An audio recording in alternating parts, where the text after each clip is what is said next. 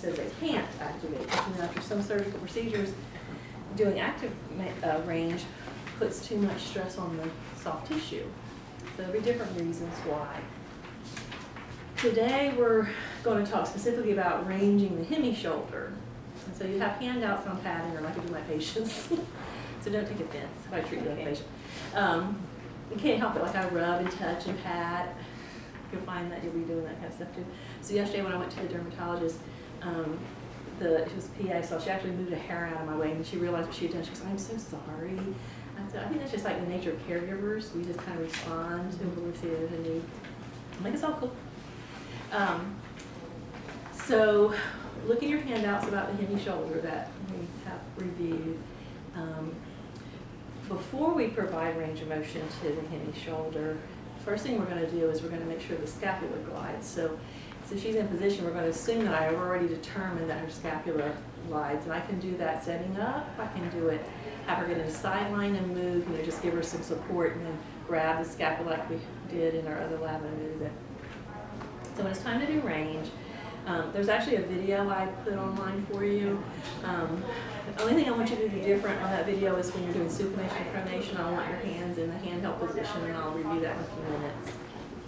So before we start, we made sure that the scapula would glide, because without scapular gliding, we're not going to have the active, or the movement, the available range that we need.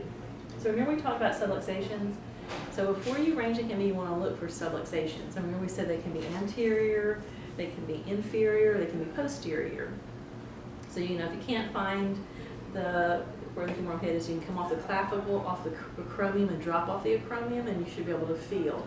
So I'm going to palpate for a subluxation, because that's going to impact my doing range with her. If she has a subluxation, we can teach her to range herself up to 90 degrees. After 90 degrees, we wouldn't want her to do it because she could cause impingement in soft tissue. We can range past 90 degrees though, because we're going to approximate the joint before we get started. And we might educate other healthcare providers how to do that as well. So this client does have a subluxation. So I already palpated, I felt a subluxation. So before I start ranging, I'm going to approximate the joint. So I'm just going to give her a little support, and our hand placement when we're doing passive range is going to depend on how we're ranging them, and what plane we're ranging them, and how large the extremity is. We might have to position ourselves a little differently for larger folks. So our hands will move kind of back and forth, and you'll get your own feel for best hand placement when you're ranging. So we're going to certainly let our client know what we're going to do. Before I begin ranging, I've checked the scapula, checked for subluxation. I'm going to get her in a thumbs up position. So what I want you guys to do, for a minute you're not a hemi, is I want you to go palms down and raise your arm as high as you can raise it. Now go in a palm up position, a thumbs up position like a hitchhiker. Feel the difference in the way we glide. So we get more range. That was more free. The range feels different, doesn't it? It's not as restrictive. So we're going to get her in a thumbs up position. And so now I'm going to go to the shoulder, and I'm going to feel for that subluxation, and I'm just going to approximate the joint a little bit. Just going to move that humeral head. All you're really doing is shifting the humeral head back up into the glenohumeral fossa. You're not jamming it, just moving it up. So as she moves, we don't have any space to pinch the tissues. She's in a thumbs up position, and I usually do range in a pattern so I don't forget. And so I'll go, okay, I'm going to start with shoulder. I'm going to do shoulder flexion. Now, you bring the person how far when you're doing passive range? Full range of motion. Full range and past. So you bring them to point of pain, if there is such a thing. If they have pain, point of pain, or until you feel an end feel. And feel. And sometimes you'll feel like a brick wall. Or until you feel like you've reached the end of the range, right? If she grimaces, or I can feel her resisting me, or I feel resistance in the tissue, I stop, right? So I'm going to bring her as far as I can. Come back down. And so I usually do this about 10 times. I know I'm going to do our horizontal abduction. Sometimes things like pillows and stuff get in our way and we have to move them. So I'm going to do about 10 of each rep. And now I'm not going to take my hand off of her. So once I've gotten the joint approximated, if I let go, it's going to go in the position it was previously in. So once I've approximated, I make sure I still have contact with her extremity to keep it where I put it, because it's going to come back out. So there's not enough muscle to hold it in place until we either gain it through strengthening exercises or strengthening and positioning maybe. So now I'm going to take her in range.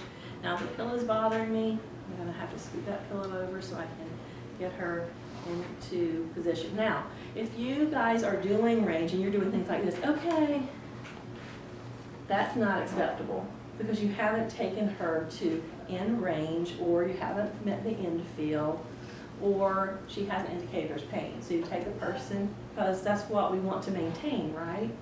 So we've done our shoulder flexion, horizontal ab and adduction, shoulder, and now we're going to do internal external rotation. A little bit tight. Does it feel full? You feel full? It's a little bit. It's not hurting. Okay. So internal rotation, we lose really easy. So we have to make sure that we include internal external rotation.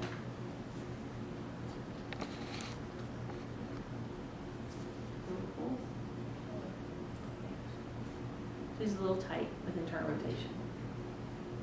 Look, this is good. Here I feel resistance. I don't want to bounce on it. I'm not going to push it. I'm going to take her there. If I was doing therapy on her, I would hold it.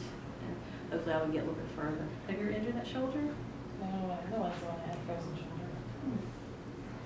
And in Well, the she's functional, so no big deal. in the video, she had her mostly already on the mat. So does that mean we still have to give support to the elbow if she's I already have her- supported? I have her off of the mat so I Right. can get full range, because otherwise the mat's going to And inhibit that's- me from moving her. That's what I was wondering, because she had her on that. That's what I was just kind of wondering if she was even getting it. If I were on the mat, I could probably get full external rotation with her, and Okay. internal rotation. And a lot of times this is done on a plinth, because the mats are not real conducive to doing Okay. range. We're on the mat because the plants are being used. Okay, so we've done our internal and external rotation. We're going to move down. What would be next? This Elbow. We're going to do her elbow. flexion, Flexion extension, extension. Good. What's next? supination. Right. So different ways you can supinate. What I want you to do for me is to do the handheld. It gives you a lot more control. So you're going to go palms up and down. See how easy that is? Nice and controlled. So if she has some limitations, I can bring her there and kind of hold her. So that's going to be one of the differences in the video. You can do this for wrist too, but you don't have to. So you notice, like, when I'm moving down, I'm not letting her arm droop. Because remember, she's got a subluxation and she's a hemi, so I'm supporting it the whole time. Or you can do your wrist flexion extension like this. I'm going to bring her to the end frame. We can do our circumduction.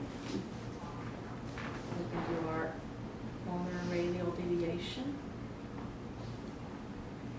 Now, if she doesn't have any limitations in any one joint of the hand, we can do them all at the same time for the sake of time. But if she, let's say she had a limitation with MCP or PIP or DIP, then I would have to do them separate. She doesn't, so I'm going to just curl them all together and extend. And we can't forget Mr. Thumb. Mr. Mr. Thumb, Mr. Thumb, remember that song? So we're going to add that thumb. We're going to bring Mr. Thumb into flexion, so we can't forget thumb.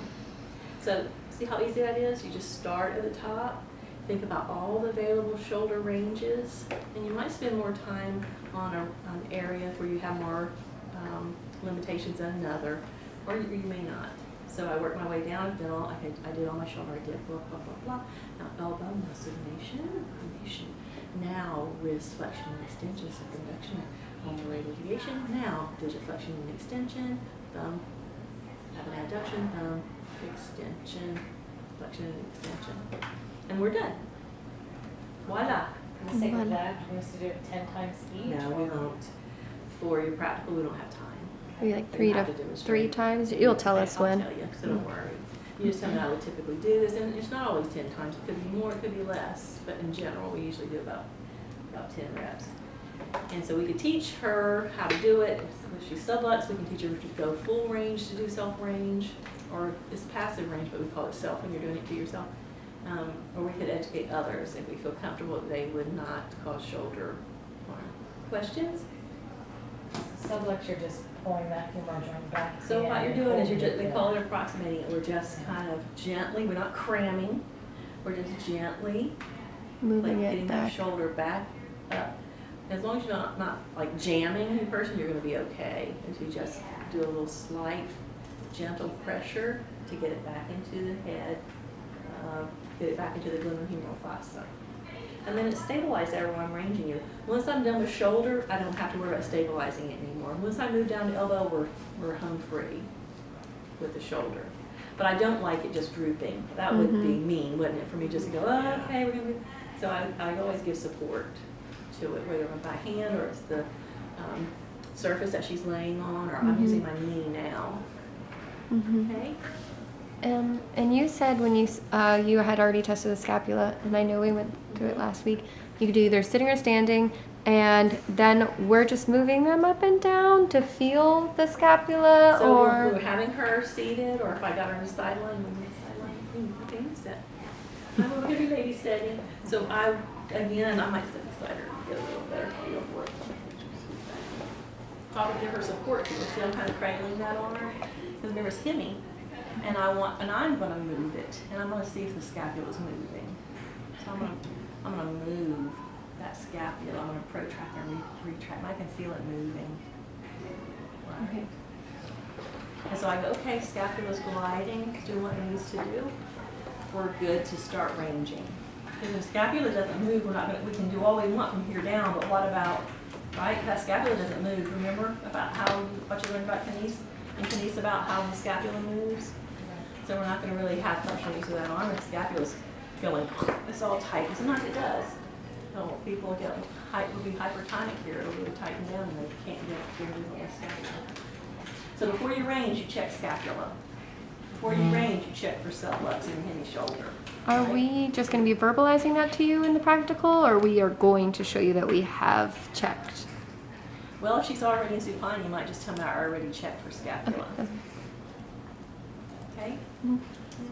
Questions? We did good. You guys need to try it while stretching your head. Do at least a couple of reps on each other. We can use PT mat, we can use this mat, we can use the